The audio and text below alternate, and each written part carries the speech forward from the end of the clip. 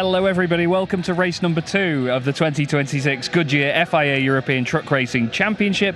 Bit of an interesting scenario at the moment, Louise. We're ready on the grid, but there's no trucks here yet. There isn't, yeah. We're just kind of waiting here. We're not too sure how long we're going to wait for, huh? No, absolutely. Well, funnily enough, we've actually got the perfect man on standby. Come here, Tony. Let's freestyle this. Come on. Tony Eden. I was just about to read about what happened to the first race as we've had the documents through. There's been a big change to things, so could you talk to the wonderful people at home and let them know roughly what's happened? Over-enthusiasm. That's a very British answer. Yeah. Yeah. I think everybody got excited. The sun's gone to the head. But seriously, I think there are some young drivers coming up and through, and some of the older ones are saying, whoa, this is going to be exciting. And suddenly they meet. But we had 57 penalty markers in the session, which is totally unacceptable. And we've had friendly words with the drivers and said, thou shalt, and that's it. So obviously people are a bit excited. We usually say last day of school when we get to Harama, right? But we've got first day of school vibes going on right now. Yeah, well, they've all got new toys to play with. They've all got different trucks and changed things, and that's why we've got some new, younger drivers coming up, and it's all very exciting. But at the same time, we have to maintain sense and professionalism with racing. Absolutely. Well, thank you very much, Tony. Really appreciate it, and enjoy the race. Hope it goes a bit smoother.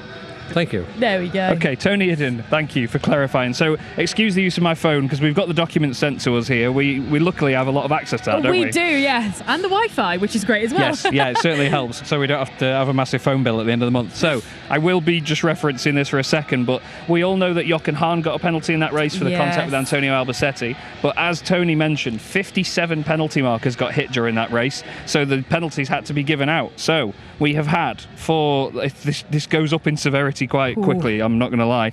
So for trucks 24, which is Stefan Fass, he got a 30-second penalty for the amount of penalty markers he hit. You think that's severe. Trucks 18, which is John Newell, Antonio Albacete, number 42 Luke Garrett, and number 66 Jonathan Andre got a 1-minute penalty. You think that's severe, it gets worse. René Reinhardt, who we were planning to speak to, who was going to be starting on pole position, he and Mark Taylor got 1 minute and 30 seconds worth of penalties.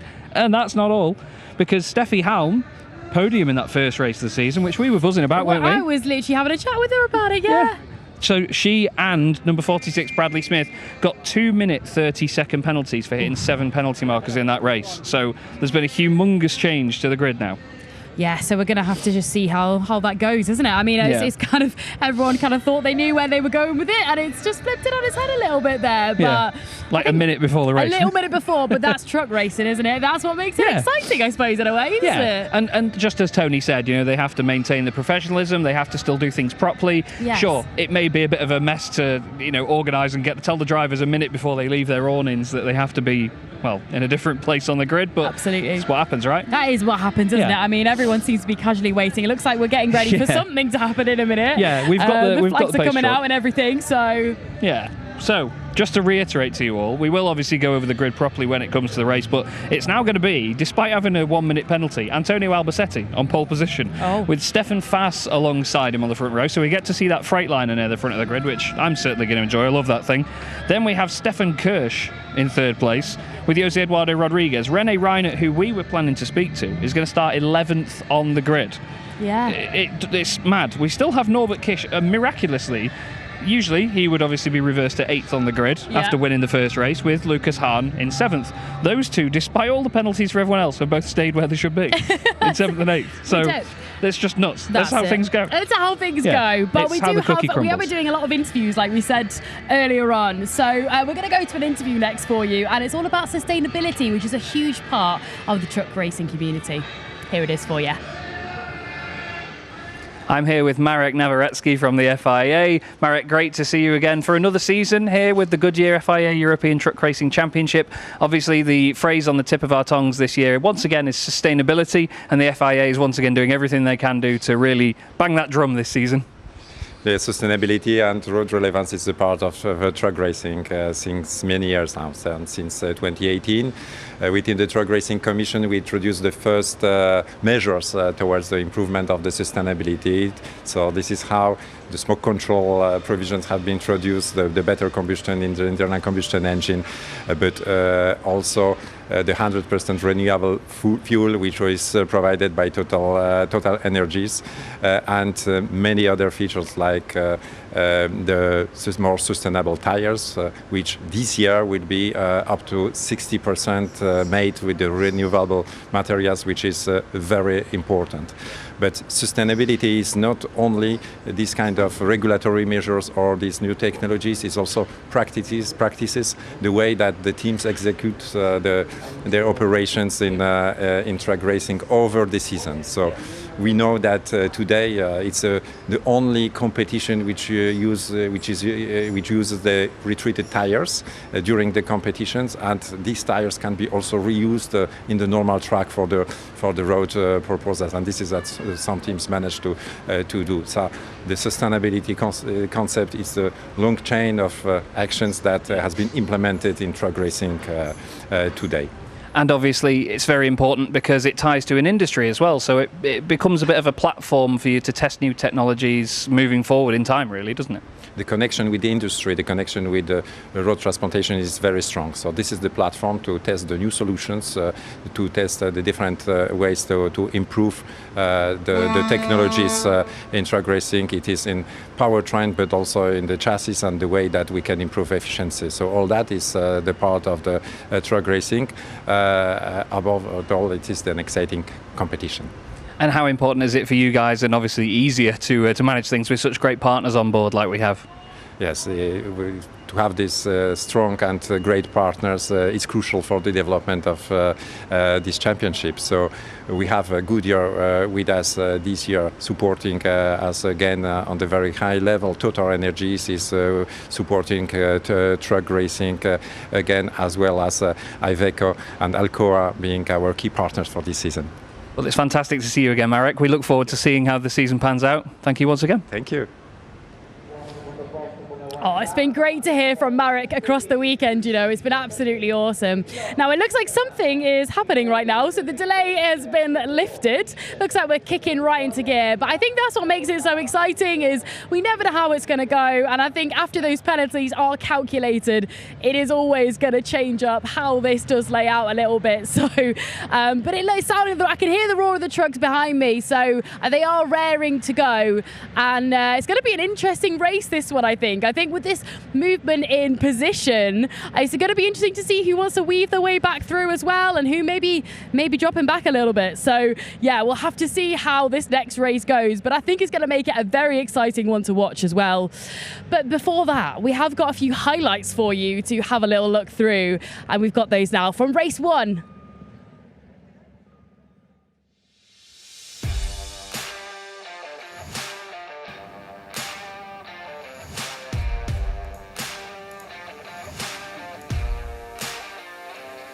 So, great look back here at the first race of the weekend. Sorry, had a slight connection issue there as I ran up back to my commentary box. But we had Norbert Kish on pole position and Lucas Hahn alongside him for the first race of the weekend. Everybody was looking forward to seeing how those two will battle together. But in the end, Norby broke away in the early stages and was managing a lovely, lovely gap all the way through, while Lucas got involved with his Iveco teammates behind, with, of course, Steffi Halm and Jochen Hahn very much in the mix. Jochen was trying moves on Antonio Albacete in the early stages, as you can see here. He was chasing him very closely throughout the entire early stage of the race, but eventually would go for the move down the inside. Antonio would go to cover. The two of them would tangle together in the left-hander, and unfortunately that would then lead to not just loss of position for Antonio, but a penalty for Jochen Hahn of 5 seconds added on after the race. Norbert Kish continued to lead while the battles were going on just behind. René Reinert getting taken advantage of here by Sascha Lenz as he made his way down the inside through the left-hander. It was the same corner where a lot of the overtakes were getting done at the end of the straight. It was a very exciting part of the racetrack. Jose Eduardo Rodriguez also getting past René Reinert in the later stages, while Jochen Hahn chased down Steffi Halm for second and third. In the end, though, it was Norbert Kisch taking his first win of the season, first win of 2026, and he had a lot of fans in the grandstands cheering him on with the air horns and applause. As you can see, the roof terrace that we have just above my commentary box is absolutely filled. I can tell you they're actually standing directly above me right now. I was just about where that FIA flag was on your screens. We have the brand new Iveco S-E-Way fully electric truck at the front of the field, and we're excited to see that here returning to the Goodyear FIA European Truck Racing Championship. We've got a very full grid once again, which is the greatest news, because while race 1 was a little bit argy-bargy, we still had all the trucks finishing the race, and that was that. Everyone able to get back out for this race as well, by the look of it. I can just see some final little bits of cleaning going on, actually, down at Lucas Hahn's truck. It looks like they're cleaning the windscreen on his machine and giving it a good old once-over. I can tell you, actually, on Jochen Hahn's truck as well, the left-hand door seems really cloudy. The window there looks really, really clouded, so I'm not quite sure what's happened to that, but whether visibility out the side is that important remains to be seen. You can see the second row of the grid, Stefan Kirsch will be over the moon to be that far up the order. It's a great opportunity for him to score a lot of championship points in this second race. That's why the second race of the day is always really exciting. We give out less points in this race, though, let's not forget. We don't have the same point system of 20 and then 15 and 12 like we do in the first race. This is quite simply 10, 9, 8, 7, 6, 5, 4, 3, 2, 1 for the top 10.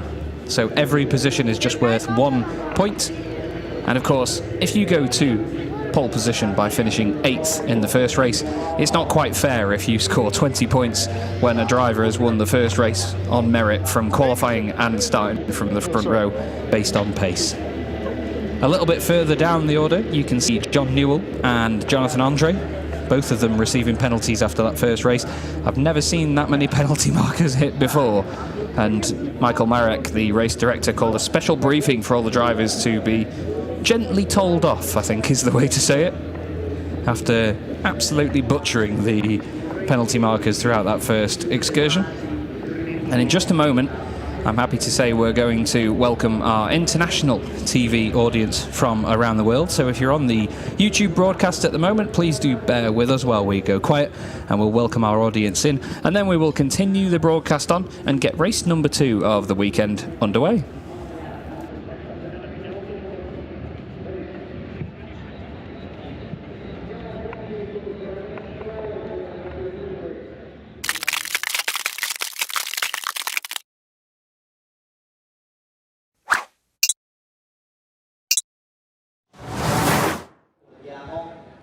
Hello and welcome again to the Goodyear FIA European Truck Racing Championship. I'm your host, Louise Schofield. We had a bit of a delay earlier, but we are getting started. So we're going to see if we can have a quick chat with how this grid has moved around a little bit. We're going to have a quick chat with Antonio. Antonio, how are you feeling?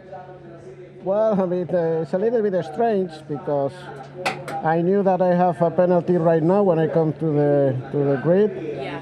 So I don't know, I think there was a lot of penalties. So let's hope that we have a clean race and nothing happens again, you know. Absolutely. How are you going to play this one? Are you going to play a little bit safe? Sorry, I don't... How are you going to play this one quite safe? Well, I will try to take it safe, you know.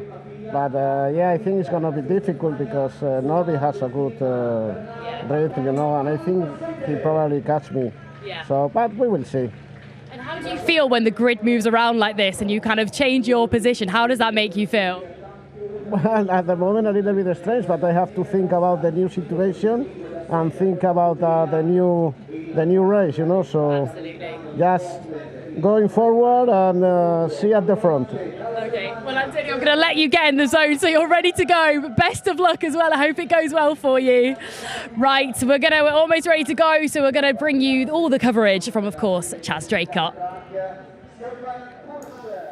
Thank you very much, Louise. You can hear Boris, the announcer, making a good old racket down there on the start-finish straight. Good on him. We are getting later into the afternoon here, 20 to 6 in the evening, actually, here at Misano, and it's still 27 degrees. It's an absolutely wonderful day to start our 2026 season. This 4-kilometre circuit demands a massive amount from these trucks. A lot of the heavy braking zones really put a lot of strain on the brakes, and the handling has to be spot on as well. And on top of that, the way that they put the power down on corner exits. We've got the Caro hairpin at the bottom of the track map there. You've got Rio in the top left, which is all just really tight hairpins after big braking zones. So power delivery on the exit of those corners is really, really important. There's a light breeze at the moment. Being so close to the coast, we actually do get quite a nice breeze here at Misano. You can't feel it half the time because it's absolutely boiling. However, it does make a difference to these machines. They're not the most aerodynamic racing machines you'll ever see. So obviously with the big square cabs on the front of most of them, they do actually get affected by a bit of a headwind or a tailwind, depending on where it is down a straight. So the drivers have to be really careful not to exceed 100 miles an hour or 160 kilometers an hour, depending on where you're watching from, of course. There is Stefan Kirsch, third on the grid, truck 33. It's good to see him near the front of the order. He was one of the more well-behaved drivers in that first race that got less penalties than all the others. Can't believe I've never seen a 2.5-minute penalty for a penalty marker infringement, but to be honest, that's more than an entire lap here at Misano, so it's incredible to see such big penalties. But it was great to catch Tony Idden there at the start of the broadcast, of all people to walk past. Here's one of my favourite elements on these machines. We have the HVO 100 shark fin. The irony of such a small aerodynamic piece on the back of a massive truck will never be lost on me, but it's a wonderful way of displaying the Total Energies branding on the fifth wheel that all these trucks share. They all have the same ones with that wonderful little shark fin. Obviously, great opportunity to display the branding, and all of our trucks run on 100% renewable HVO diesel. There's one of Stefan Fass's team members grinning away. They'll be really happy to have the Freightliner on the front row of the grid. Now, the engine in that truck is really interesting. It's a lot further forward than it is in a number of other machines. And the cab, if they ever work on the truck, the cab sort of leans back for them to access it. It doesn't have a normal conventional bonnet like you'd see on a car or anything else. But what that means is that the weight distribution is that little bit better. You can hear the air horns in the background there for Norbert Kisch, of course. Who else? Who else but Norby? Stefan, we have a very, very busy Stefan, grid. how are you feeling? Sorry, I don't understand. What do you say? How are you feeling? Yeah, I feel it good in the first place on the grid. Yeah. It's very nice. Absolutely. How does it feel to have your position completely changed from what you thought about before? Yeah, was many places from the back in the front, but yeah, that's it. There we go. You're gonna be careful on this one? Yes. Yeah. Be careful, and we look what's happened. Right. The first corner is the first thing. What's good. Yeah. Stefan, be careful. We got this. Good luck. There we go. All right. The drivers are getting ready. It seems like it's getting all hyped up. I think we're getting almost ready to go. Chaz, back to you. Thank you, Louise. Fantastic stuff. Always good to hear from Stefan Fass. Nice to know that he's been working on his English as well. It's always good to hear from him. He's such a character, is Stefan. And I'm excited to see what that Freightliner can do from the front of the grid. It is easily, with no disrespect to the others, of course, one of the prettiest trucks that we have on the grid. No matter how a season is going for the Tank Pool 24 squad, they always are so well presented, whether that be even just the team wear that they have, whether that's the trucks that they turn up with as well, the actual road-going trucks. The machine itself is absolutely stunning. Even the chassis and the subframes underneath it have the Tank Pool 24 branding, either laser cut into them or they have decals on them. It is such a well turned out truck. They had a lot of reliability issues with it last year, and I'm sure they're hoping to overcome that with some solid results in 2026. But they knew when they changed truck to a different manufacturer, especially one that isn't seen in the championship that often, they would be in quite a difficult spot, to say the least. But now they are working on it time and time again, and it's a long-term development, that racing machine. So with no bias, I have my fingers firmly crossed for them to do good things in this race. As you can see, the grid is now being cleared. Doesn't look like it that much from the front of the grid, but they are all now making their way off.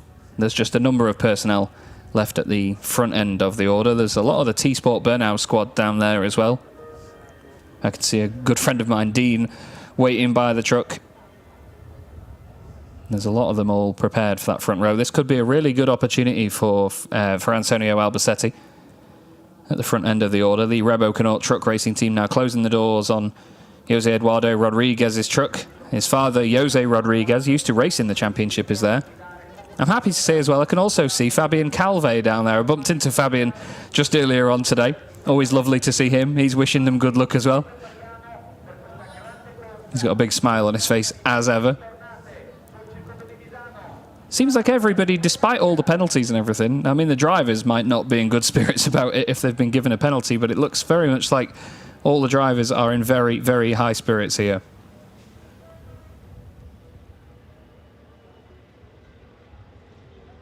This is the calm before the storm now. You can see the wind blowing across the top of the terrace up there. The flags in the wind, the crowds all sticking to whatever shade they can find at the moment. I can see Tim Frost communicating with Antonio through his headset, actually. He's just walked out in front of the truck and made a few hand signals to him. Knowing Tim, he's probably just saying something rude. Mark Taylor's team coming back into the pits as well. It's such a jumbled grid. It's going to be very interesting to see how this plays out. We're going to have some wacky championship order after this one. Just going to get back to the documents on my phone, if you will, just so we can go through the massive changes that we've had, because so many penalties. More than half the grid got penalties in that one.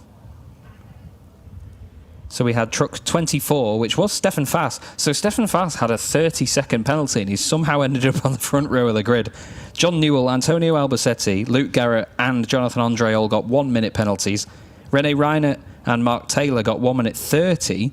And then we had Clemens Hecker, Steffi Halm, and Bradley Smith getting 2 minutes 30 on their time penalties as well, which gave us the grid that we have now. Unfortunately, it means that Bradley Smith is at the back end of the order.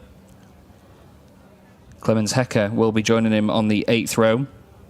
Steffi Halm, from 3rd in that previous race, will now start this one from down in 14th position. It's a massive, massive shake-up of the order.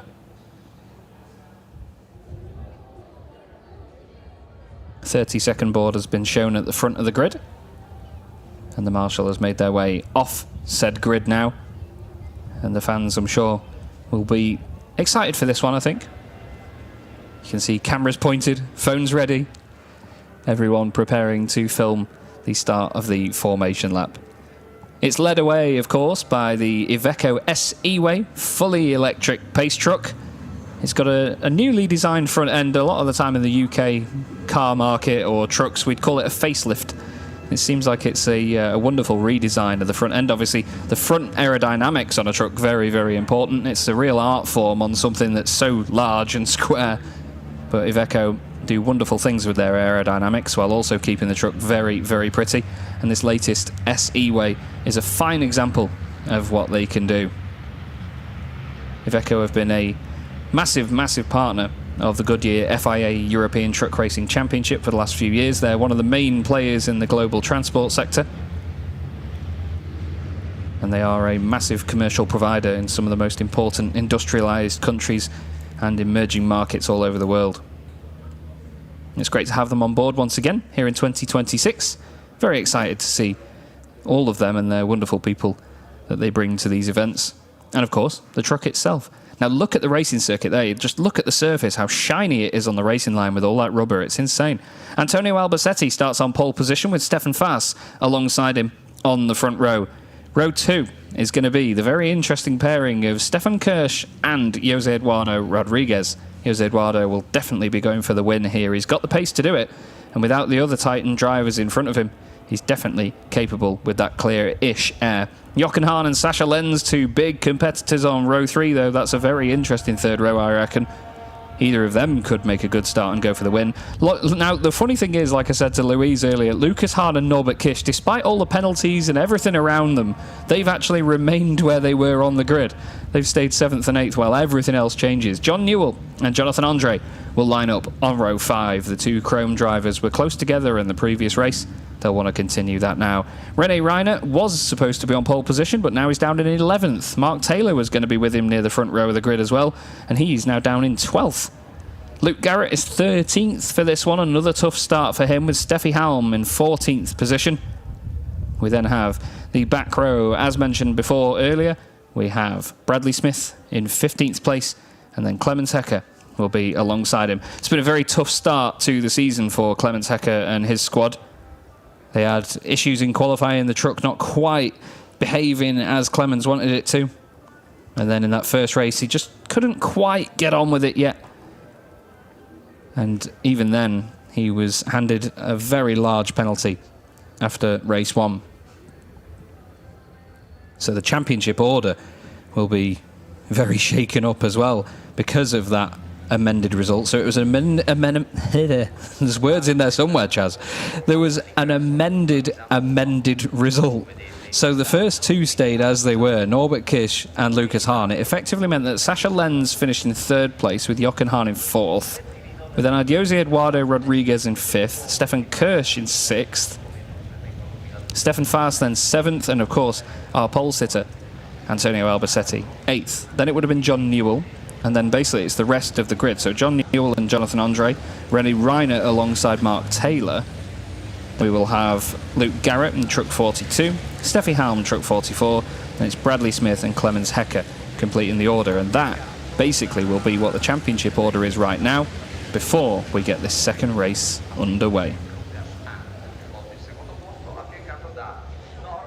Now, this is one of the most jumbled grids we've seen in years, everybody, so hold on to your hats, because race number 2 in the Goodyear FIA European Truck Racing Championship is underway, and Antonio Albacete gets a really good run as he heads down towards turn 1. He hasn't quite gotten rid of the overlap from Stefan Faas, but as they go through turn 1, Stefan's actually going to hang it around the outside. He does a wonderful job of it. Norbert Kish is hung out to dry by Jochen Hahn. They remain side by side through turn 2. Everybody going 2 by 2 through there, but Antonio has fended off Stefan Faas out of the first corner. He's pulled a few truck lengths on him as well as they head down to turn 4. Jochen Hahn there down the inside of Stefan Kirsch, locks up on the way in. They're 3 wide. Do they know they're 3 wide? Sasha Lenz gets a nudge.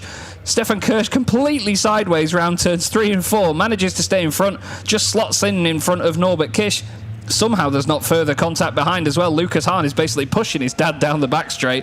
All of the fans opposite us here on the start-finish straight have run to the fence on the other side of the track, but it's Antonio Albacete leading the way. Stefan Faas second. He's got a big send down the inside on him from Jose Eduardo Rodriguez. There's a bit of contact on the exit as well. Everybody else fighting over 5th place by the look of it. It looked like Norbert Kish has got past 2 trucks there. There's a penalty marker gone flying. Somebody hide it and don't tell Tony Idden. We've had another steward's decision come through in the meantime, but wow, busy stuff going on. Antonio Albacete leading the way. Stefan Faas still second from Jose Eduardo Rodriguez. Well, no, actually, he's lost those positions. So now it's Jose Eduardo Rodriguez second. Sasha Lenz has made it up into 3rd place. Norbert Kish is already into 5th behind Stefan Faas. There's Stefan Kirsch. You can see the height difference in the MAN to the Iveco. The Iveco much shorter without that really heightened cab. And Jochen trying to go through down the inside. But this is an important start for Norbert Kish, isn't it? We always ask the question, will Norbert Kish win the 2nd and 4th races of the day? Is he going to do a clean sweep of Misano like he has done in the last couple of years? Great run there by Lucas Hahn down the inside of Stefan Kirsch into the final corner. And to finish the first lap, it's Antonio Albacete. He wants to break away here from Jose Eduardo Rodriguez. He's been Jose's mentor for quite a while now as Antonio, despite the fact they've actually made contact a few times in the last few years. Norbert Kish round the outside into turn 1 on Stefan Faas. Lovely move. Oof, Jochen Hahn trying to be as opportunistic as ever to go down the inside there. That didn't work for him. But a really solid start by Norbert Kish. He's already up into 4th position after 1 lap. Started 8th on the grid. In contrast, Lucas Hahn has lost a position and gone down into 8th position. Steffi Halm there just behind in 9th. What a great start for Steffi, actually. She started 14th on the grid, if I remember rightly. And there is an incident under review between Steffi and Mark Taylor. Mark is now behind René Reinert, John Newell as well. Luke Garrett has come into the pits. In fact, actually, I look out the window and he's right in front of me, just hidden behind the desk unless I sit upright and pretend I've actually got some form of posture. We've got Steffi Halm heading back up the hill after running wide there through the left-hander. Seemed like she just went in a little bit deep on the brakes. I'll try and find out what happened to Luke Garrett.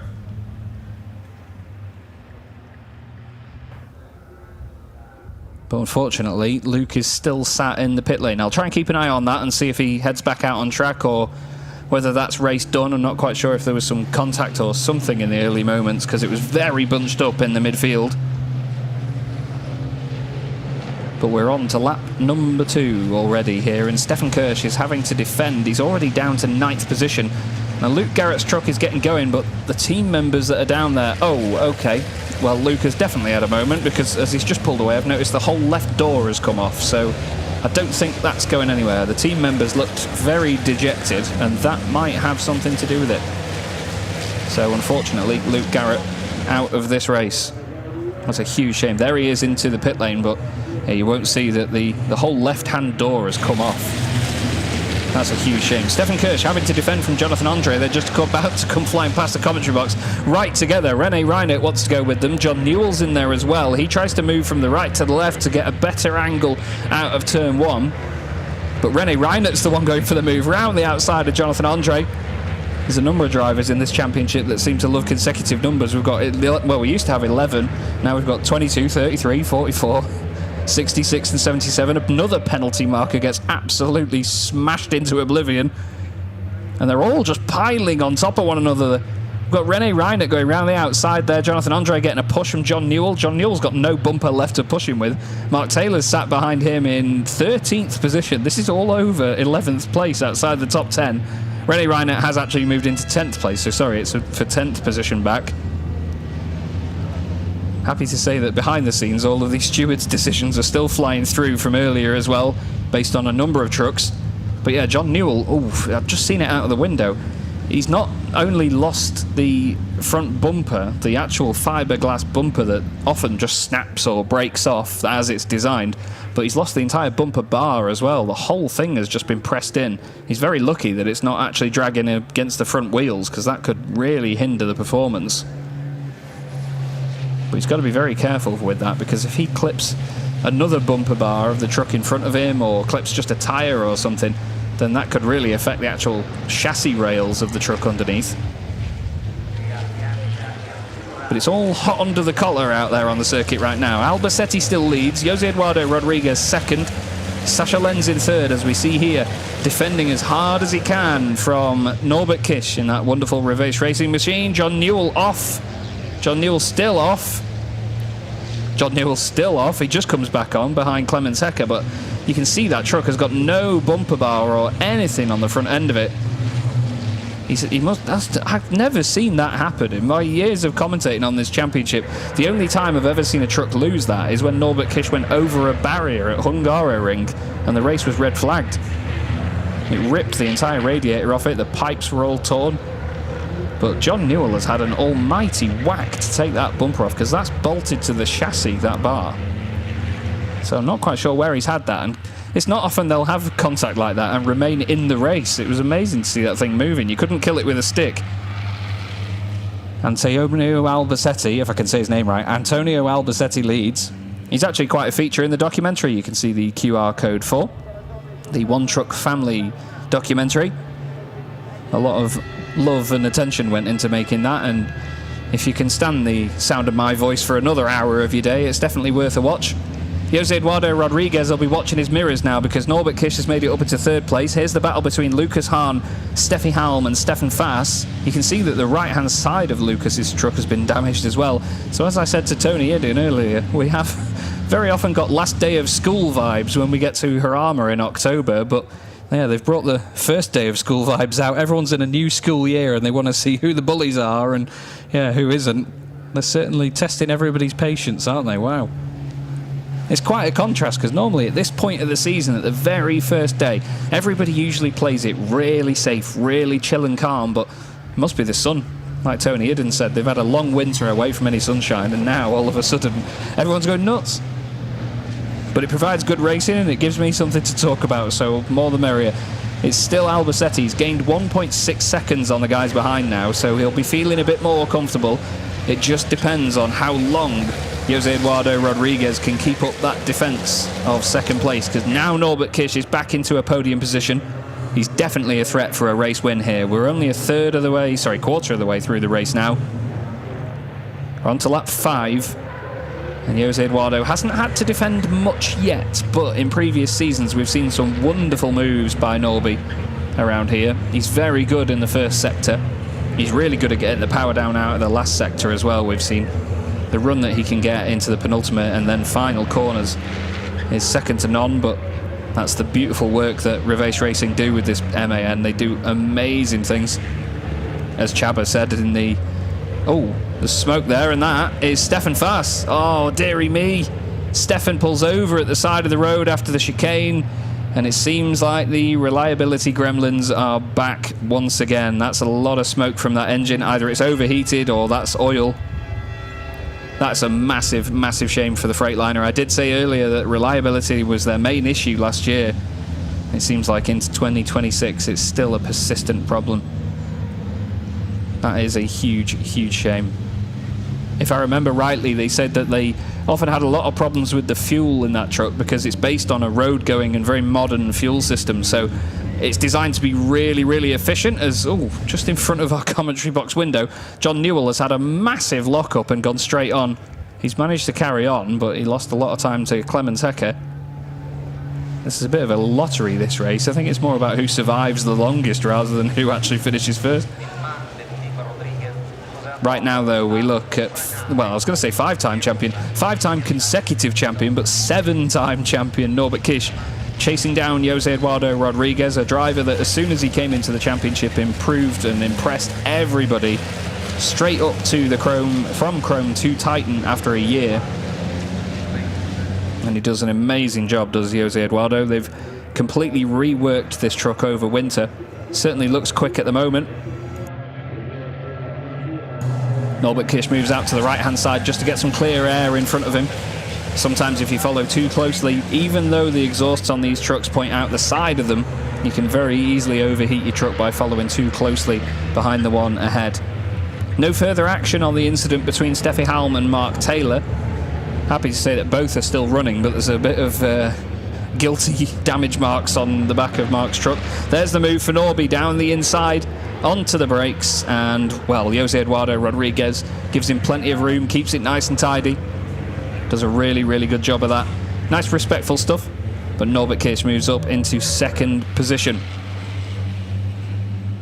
Sasha Lenz still holding on to 4th, Jochen Hahn still holding on to 5th. Then we have Lucas Hahn 6th. He's been quite quiet this race, considering how busy it was earlier on. But Norby now will set his sights on 3-time champion Antonio Albacete. We know that Antonio is not going to lose that position without a fight, but we're on lap number 6 here, so we've still got half of the race to go. And probably a good 12.5 minutes left for Norbert Kish to try and take the race lead. We'll see whether he can manage it in such a short space of time. If anybody can, it's going to be Norby. There's a great battle going on further back. You just saw it through the bottom of your screen there, actually. We have 3 drivers really close together. Stefan Kirsch ahead of Bradley Smith and Jonathan Andre.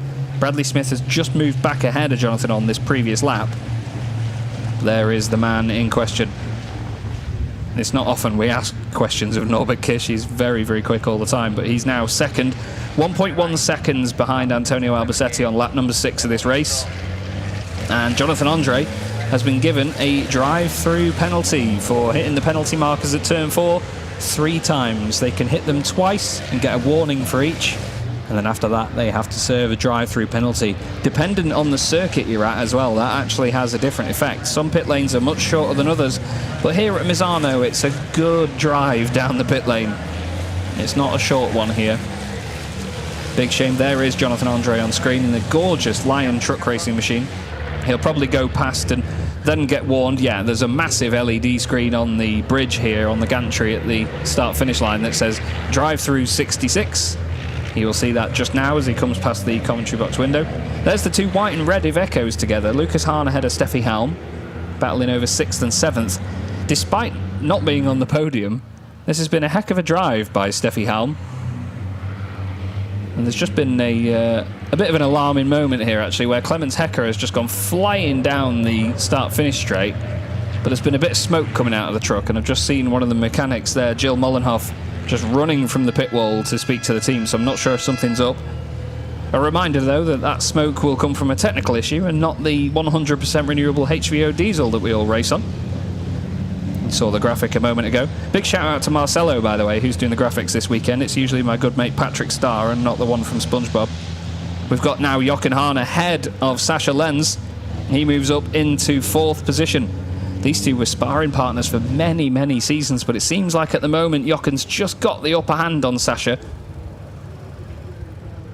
And as you can see now in the middle of your screen, Jochen Hahn, Antonio Albacete and Norbert Kish, they all look like silhouettes at this point. The sun is setting very quickly here in Misano.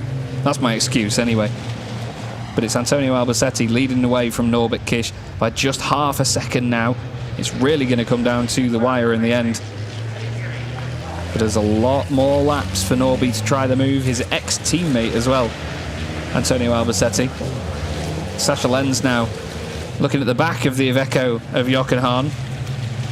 He's got a lot of work to do if he's going to get back in front of said Iveco.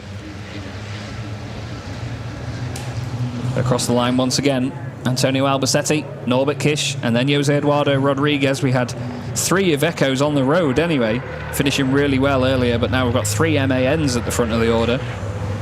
Oh, it looked like Lucas Hahn was going a little bit slowly out of the final corner, actually. He's just gone past us, losing the place to Steffi. Not sure if that's going to be a ongoing problem. There's yellow flags down at turn 1 by the look of it for Stefan Fass's truck. Not sure if that's on the way into turn 1 though, or whether it's just on the exit. And there is Jonathan Andre serving his drive-through penalty. Big shame that, because he was in a really cool battle with Bradley Smith and Stefan Kirsch. Bradley has got the better of Stefan since, and has now moved up a place. Here's Norbert Kish then going for the lead down the inside.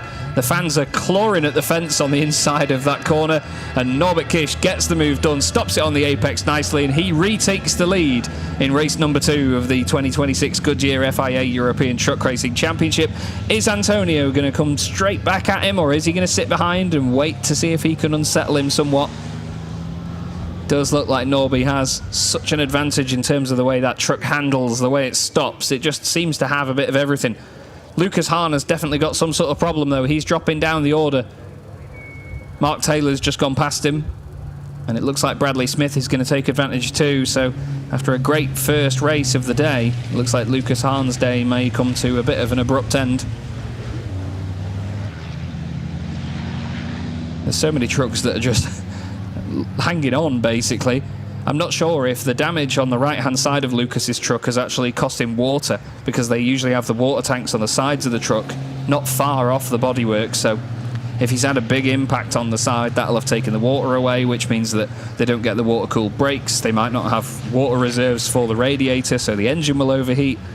There's a lot of a knock-on effect with the damage, but Norbert Kish has just gone flying past the commentary box in the lead of this race, and he's a few truck lengths clear of Antonio Albacete. I'm intrigued now to see whether Jose Eduardo Rodriguez can catch up with him, see whether he can take the next position. Steffi Halm has moved up into 6th place. Rene Reiner is back in 7th. Mark Taylor 8th. Bradley Smith 9th. That's great from the back of the grid. Stefan Kirsch inside the top 10 for what will be, I imagine, his first overall championship point of the season, if he can hold on to it. He's got a bit of damage on that truck as well. There's an incident between Luke Garrett and Bradley Smith that's under review. I imagine that might be something to do with the fact that Luke Garrett was missing a door, but to be honest, he had nothing really too obvious damage-wise on that truck, did Bradley. Considering that Luke lost an entire door, you'd expect 2 very damaged trucks to come out of an incident like that. Well, we hope you're enjoying the action here at Misano here for the first race weekend of the championship. It's certainly burst into action very quickly. Lucas Hahn has come down the pit lane. I am quite confident that he's lost a water tank, actually, because the right-hand side of the truck looked very empty. But I'm not sure if on the Ivecos they took them in quite far. We saw people actually mounting them vertically to save space in the past, but the teams mount them differently just for different weight distribution. But unfortunately, Lucas's race is run as well, so that's 3 retirements now. It still means that in the overall standings, there's going to be 3 trucks that still don't score points, but a number of them in chrome will be pleased to at least score class points. There is Jose Eduardo Rodriguez. I'm intrigued by his lap times here. I just want to see if he's catching up with Antonio Albacete. On that last lap, he was a second faster. It was a 2:03.1 by Jose Eduardo. Let's see what he does this time. 2:03.782 for Albacete, 2:03.734 for Jose Eduardo Rodriguez. So it's not even a visible difference between the two of them. The difference is literally, it's less than the time it takes you to blink your eye. So we're not going to visibly see him catch up. There's what's left of John Newell's truck. You can see the bumper bar completely caved in, and now it's just the front chassis rails on that truck, but seems to be continuing. I was going to say it's driving okay, but I can't speak on his behalf. It might be driving like an absolute pig, but at least it's still running. Just seen his engineer Terry Gibbon run to the front of the pit wall. Terry races trucks of his own, has an MAN, I believe, that he built a while ago. It's good to see him back, actually. Not seen him for a few seasons. There is Lucas Hahn. He'll be gutted after that. Really, really gutted. And as you can see, he doesn't really want to speak to anybody at the moment. He's going to go and examine the damage himself. But that is a huge, huge shame, that is, for Lucas. Such a promising start to the day. Great qualifying. Great first race. I mean, he still gets the second place there, so that's a lot of points. It's more points that you can possibly score in race 2, but you need to keep banking those points in races 2 and 4 of the day. You need to survive the reverse grid and keep banking them just to be consistent throughout the season. It looks at the moment like we're going to get Norbert Kish winning again. Let's quickly go down to Louise. Lucas, what happened? Yeah, we don't know, but I think the brake is gone. So now we're gonna check why, but I think because the temperature was a little bit too high, and yeah. How are you feeling? We can do nothing. So in the end, that's it. You just gotta crack on. But yeah, so in the end, it's also racing. So that's exactly it. That's what race all about. Yeah. Done well so far today, so it's a shame. Yeah, for sure. But in the end, we are also happy. But now we're gonna fix it, and tomorrow is a new day, and hopefully we can go again. That's it. On to the next one. That's what we want to hear, don't we? Yeah. Thank you, Lucas. Thank you. You're welcome. Lucas Hahn there, the air of possibility about him. He's very, very intriguing, isn't he, Lucas? He's always really positive. So fair play to him. As he said, tomorrow is another day. It's a completely new experience. They have to qualify again. They have to do race 1 again. They have to do race 2 again. It is a repeat of today, but with lessons learned from the first day, I take it. So I'm intrigued to see just how the performances go. John Newell still pounding around with what on earth is left of that truck. I did tell him to hide the penalty markers from Tony Idden, but he's taken it quite literally underneath there. That's not a cooling hose or a pipe or anything. That is a penalty marker that I imagine will not be in good shape after this race. We often do see them get caught on the bottom of trucks, but you don't see them hanging around for that long. Usually a corner or two later and they're gone. But it seems like John is quite fond of that one. We did give John a penalty marker, actually, at the end of last year, because he finished the season with the most penalty markers collected in the championship. It's an award that he just missed out on the year before, as Stefan Fast took that one. It's just a bit of a fun award that we do at the end of the championship. So, to recap then, it's Norbert Kish leading the way with 1 lap to go after this. Antonio Albacete has cleared off a little bit, 1.1 seconds from Jose Eduardo Rodriguez.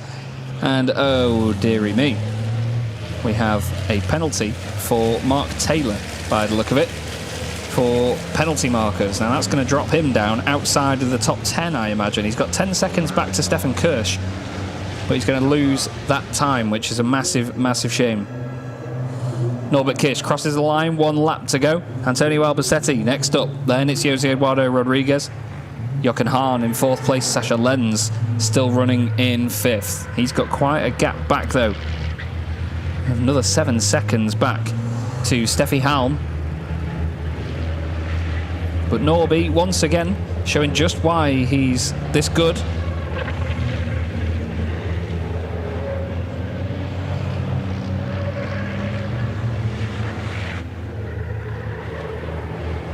But he's really good at qualifying and then, of course, disappearing over the horizon in race 1. But also he's good at making his way through the pack in race 2 and getting overtakes in when you need it.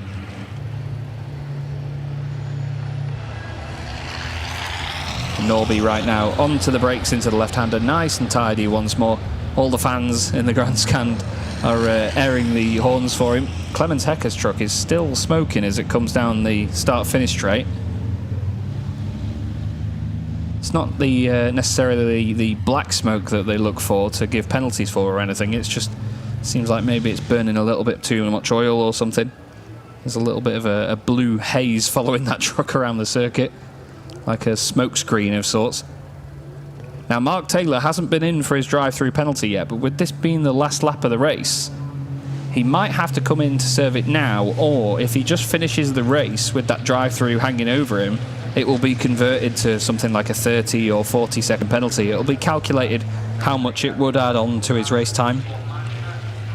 So unfortunately, Mark is going to get penalised either way. You can't get a drive-through penalty and then just finish the race and ignore it and hope that all of those things go away. But either way, there's 1 corner left to go, and it's going to be race number 2, win number 2 for Norbert Kirsch. He comes around the final corner sideways, takes the checkered flag, and he wins for the 2nd time today at Misano World Circuit. Marco Simoncelli. A wonderful drive indeed. Jochen Hahn gets his 2nd 4th place of the weekend. Sasha Lenz in 5th. Antonio Albacete and Jose Eduardo Rodriguez complete the podium. Very solid drive by both of them. Steffi Halm there finishing in 6th position. That's a really good drive through the order from 14th on the grid. We then get Rene Reinert. Mark Taylor will be next up on the road, but I guarantee it'll be Bradley Smith that's next as well. Bradley 8th from the very back of the grid in 15th. That's a good drive as well. Stefan Kirsch drifting out of the final corner. Always the showman is Stefan Kirsch. Fair play to him. Really good stuff. He finishes ahead of what's left of John Newell's truck. I'll have to go and speak to him after the race and see if we can find all the bits and have fun building a jigsaw puzzle. Clemens Hecker will be the next one across the line. But like I say, I'm not quite sure on the penalty that will be converted for Mark Taylor. But the trucks that didn't finish were Luke Garrett. We didn't get Stefan Fast to the end either, or Lucas Hahn. 3 DNFs. But there is your race winner. Norbert Kirsch, 2nd time today, takes the victory. Antonio Albacete joins him on the podium for his first silverware of 2026. And then we have Jose Eduardo Rodriguez also getting his first trophy of the campaign. I know he'll be very, very happy with that one. But it's another great start to the season for Norbert Kirsch and Reveish Racing. We've seen great things from them every single season here. The only time there was a bit of a flash in the pan was when we, of course, had the electrical failure for him a couple of seasons ago in the very first race. That certainly set him on the back foot for the weekend. But this time round, he is shining very much like the sun is here at Misano. He'll be as relaxed as ever after that one, I imagine. Obviously, it's still a lot of hard work. He has to pedal the thing. I don't want to make it sound like it's the easiest job in the world for Norby. But he does it with such consistency that you have to respect it. He's an incredible driver. There is your chrome podium. And it's a win for Bradley Smith in the end. It's amazing, actually. I completely went under the radar, I won't lie. Bradley Smith takes the win there. He'll be buzzing with that one. Stefan Kirsch, 2nd in class. And then John Newell in 3rd place. Very well done to Bradley. He worked very hard to get that one. coming all the way through the order. John Newell, I'm sure, will be absolutely delighted as well, considering that he had half a truck across the line. But we just need to wait and see how the penalty is applied for Mark Taylor. I think he would finish after Clemens Hecker. Like I say, we had a number of retirees in that race. 3 of them come the end. But we'll get the official results and things later on. And they all now make their way into the pit lane. And I can see a recovery vehicle on the circuit on its way to go and get Stefan Fars's Freightliner. There's Norbert Kish, second win of the day for him. And he's used to parking up by that winner's board now. Second place, going the way of Antonio Albacete. Tim Frost there, happy as well. Starting from the front of the grid and finishing there is always a good day at the office. You can see Sasha Lenz just going past as well, making his way down the pit lane. And he's just come to a stop here. He's going into scrutineering. I was going to say, he just almost came to a stop in the paddock here. I think he'll have to do a 3-point turn or something. Jose Eduardo Rodriguez in third. He'll be pleased with a trophy to add to the collection.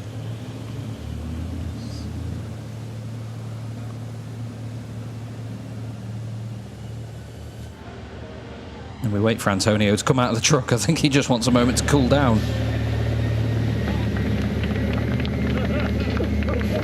And there you go, a big hug for Norbert Kish. Like I've said, no matter how many times you win a race, you still have to treat every single one the same way. He still really enjoys doing what he does, and it's a joy to see it, really is. Very well done to him and the team. They really are a well-oiled machine at Rivesh.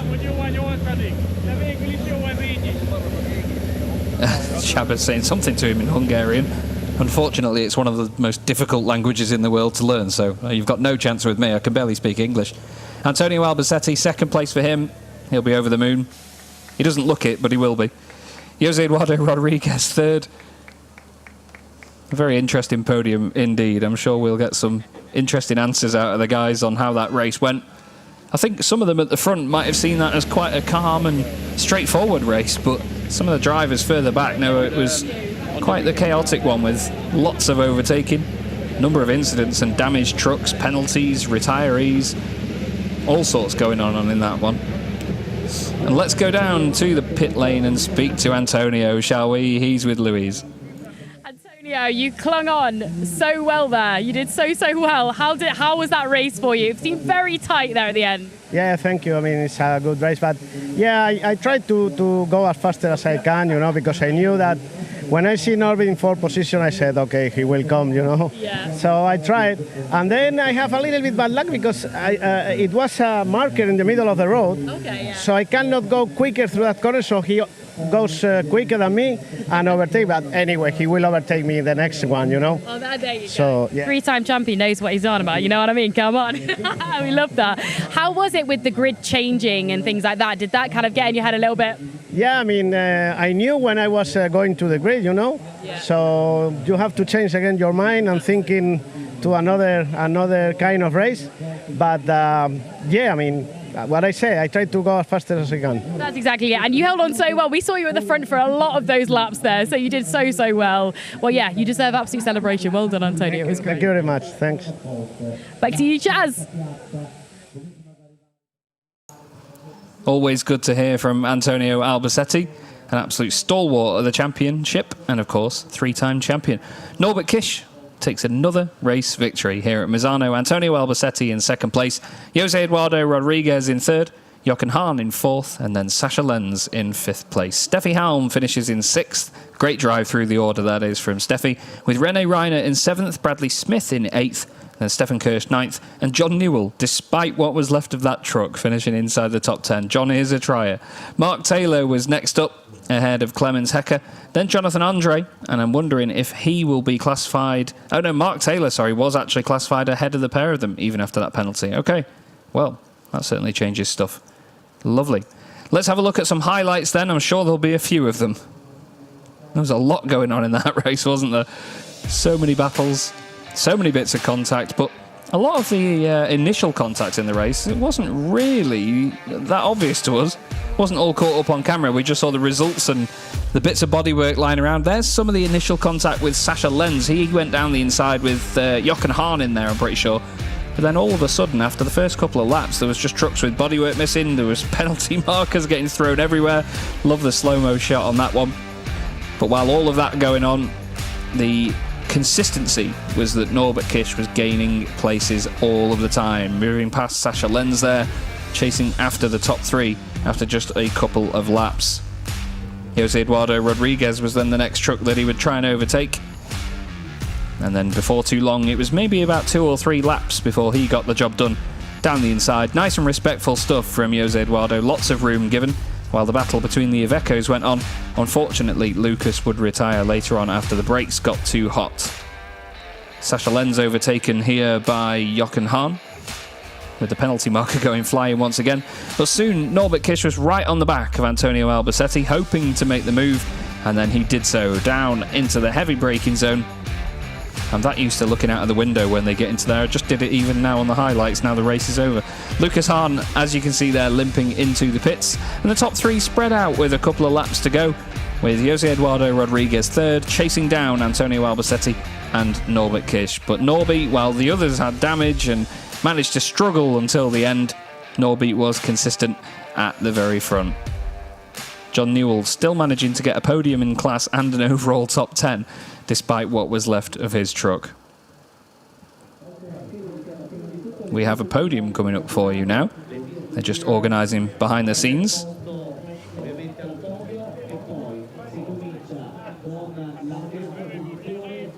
You can see the discussions going on between the drivers.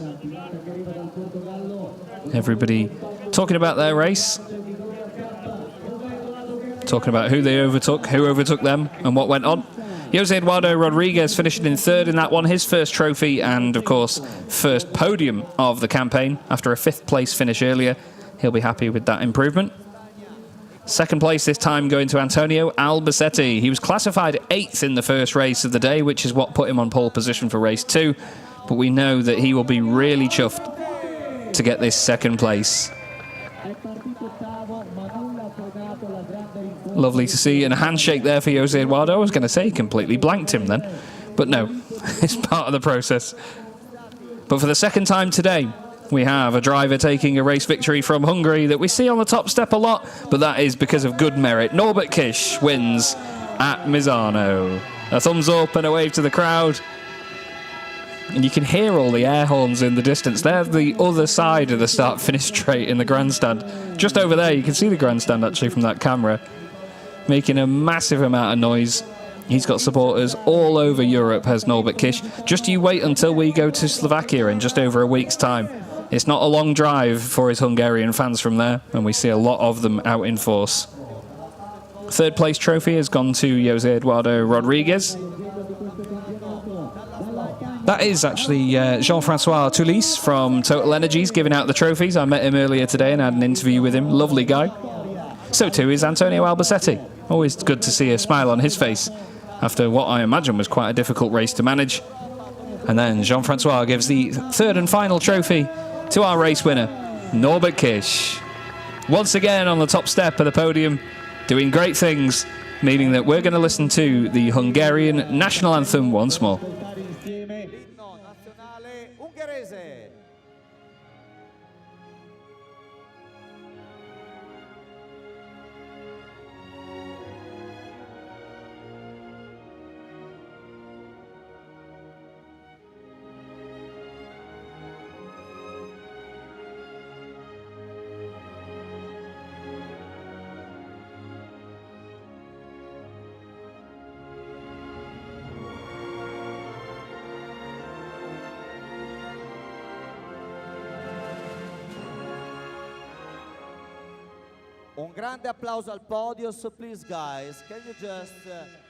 Norbert Kish then takes his second race win of the weekend, second race win of the day, and with it, second race of the season. Can he do the same again tomorrow? Can he have a clean sweep at Misano like he has for the last couple of seasons now? If it's anything like the 2024 season, the drivers have a lot to fear with Norby taking the first 12 race wins of the season back in 2024. Completely unstoppable dominance from him and the wonderful Revace Racing team. They swap their caps for their pictures on the top step of the podium together with their trophies. And now it's time for some champagne. And I always enjoy this bit. When it's race 2 and race 4, they know they've got overnight to dry out the overalls. So this time is, well, this is when they usually get drenched. They might drench each other. No, I think they're taking it easy and just getting the crowd at the moment. Usually, if you had Jochen Hahn up there, one of them would be absolutely drowning in champagne. I was hoping that Antonio was going to sneak up behind Norby then and pour it over his head and run it down his neck, but no. That's the only thing that they've actually calmed down with for this first race of the season. Norbert Kish leads the championship, then maximum of 30 points from today for him. Sasha Lenz is second with Jochen Hahn in third place. Jose Eduardo Rodriguez in fourth ahead of Lucas Hahn. That's how important it is to do well in race 1. Despite retiring from race 2, Lucas Hahn finds himself in 5th position. Antonio Albacete is 6th, with Stefan Kirsch up there in 7th, ahead of Steffi Halm, René Reinert and Stefan Faas in 10th. It's very, very interesting point standings at the moment. Bradley Smith then ahead of John Newell and Jonathan Andre, completing the 13 drivers that have scored so far this season. We will now have the Chrome podium to follow that up. And in this category, we're going to have a very, very excited Bradley Smith, I'm sure. But John Newell is first up onto the podium. Third place for him.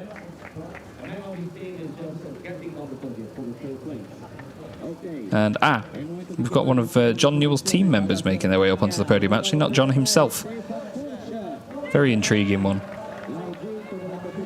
There is Stefan Kirsch, second place for him. I was going to say, John's got changed into his shorts quite quickly. But John being represented by a team member on the podium. But the winner in Chrome for race number 2, Bradley Smith, in truck number 46, back with his own team here this season, after Don't Touch Racing left the championship at the end of 2025. It's great to see Bradley doing wonderful things in that truck already, having a great start to his championship. Loads of points on the board, and I'm sure he will continue that on as the season goes on. That MAN, of course, an ex-Antonio Albacete truck. Stefan Kirsch, you can see by that trophy lift, that means a lot to him. He's really, really happy with that. That will maybe put him third in the Chrome Championship at the moment. Unfortunately, my points sheet is still not playing ball, so we'll have to have a look overnight and see how that works again. But I believe Stefan Kirsch should be third on 13 points at the minute. But Bradley Smith gets his championship trophy and, of course, the national anthem.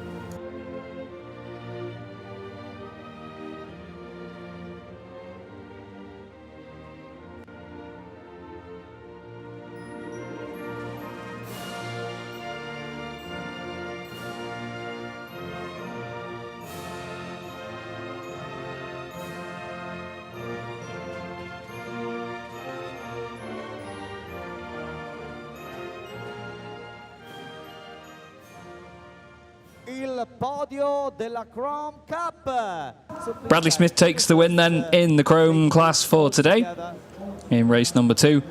He'll be really, really pleased. I did say championship trophy incorrectly just a moment ago. Obviously, it's his race winning trophy for just this one. And the top 3 pose together on the top step. And now we get some champagne to spray. And there we go. See, they're soaking one another. That's what it's all about. I imagine it's a nice way to cool down, actually, after what's been a very hot day here at Misano. Can't believe it's actually 6:30 in the evening. It's still this bright. It's still this warm. It's still about 27 degrees. I can tell you it's nice in an air-conditioned office, but yeah, it's still not that cool. Here are the Chrome class standings. And, well, there's me saying Stefan Kirsch is going to be third. Izzy Eck. first place in the championship after the first day of the championship is Stefan Kirsch. Lucas Hahn on 20 points, then John Newell in third.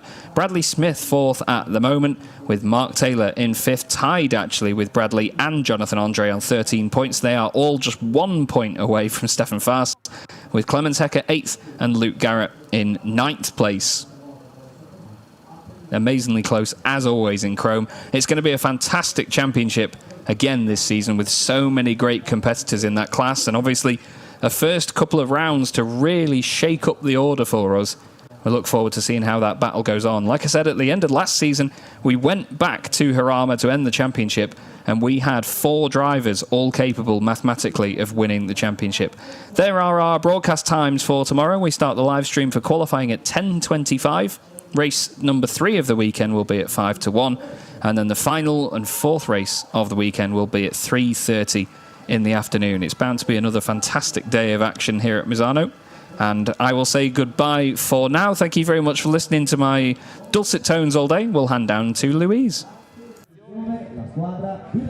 Jose Eduardo Rodriguez, how are you feeling after that? Congratulations. Thank you so much. I feel very good. We don't have a good start of the weekend, not a good qualify, but first race and second race, we have good results, and we have motivated for tomorrow. Absolutely. And how did you feel with the grid change as well? Because obviously that gets in your head a little bit. A lot of changes in the grid, so we expect start in the front. We start in the second line, but we have a good start. I try, put the maximum, and we have a good result. Third place is very good. Absolutely. Well, it was a good fight in there as well. Did it feel quite a tense one? Yeah. Some fights in the start, but it's a good result. Absolutely. Well, congratulations, and I'm going to let you go and cool down now after today, and we will see you tomorrow. We will see you there. Thank you so much. Okay, well, I think that is everything for today. Remember, you can catch the qualifiers tomorrow, which is at 10:25. We're going to be back. We'll see what happens tomorrow. That's the thing with truck racing. You never know how it's going to go. So hopefully it'll be a slightly different day. But we'll catch you guys tomorrow. Cheers for watching along.